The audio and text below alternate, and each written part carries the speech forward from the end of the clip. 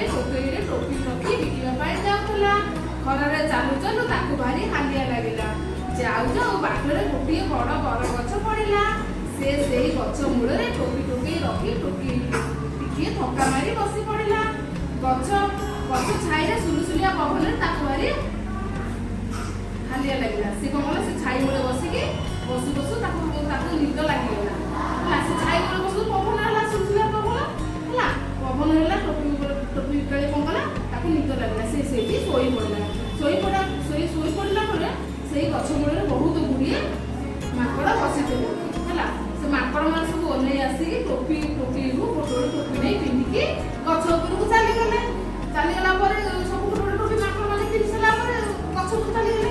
ତାପରେ କିଛି ସମୟ ପରେ ଟୋପି ବିକାଳିର ନିଦ ଭାଙ୍ଗିଲା।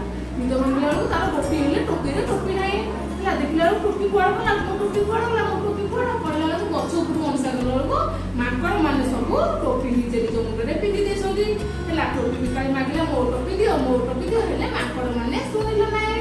ଟୋପି ବିକାଳି କ'ଣ କଲା, ଗୋଟେ ବୁଦ୍ଧି ଉପାୟ ବାଛିଲା।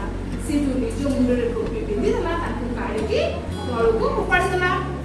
ତଳକୁ ଫୋପାଡ଼ିଲା ପରେ ମାଙ୍କଡ଼ ମାନେ ଭାବିଲେ, କ'ଣ ସିଏ ଟୋପି ପିନ୍ଧିଦେଲା, କ'ଣ ଫୋପାଡ଼ି ଦେଲା, ଆମେ ଆଉ କାହିଁ ପିନ୍ଧିବା, ଆମେ ବି ଫୋପାଡ଼ି ଦେବା। ସେ ଟୋପି ସବୁ ନିଜେ ନିଜେ କାଢ଼ିକି ଫୋପାଡ଼ି ଦେଲା ତଳକୁ। ଟୋପି ବିକାଳି କ'ଣ କଲା, ସବୁ ଯାକ ଟୋପି ଗୋଟେଇ ଆଣିକି ଟୋପିରେ ରଖିଲା। ଆଉ ମୁଣ୍ଡରେ ମୁଣ୍ଡିକି ଗାଁକୁ ଚାଲିଗଲା।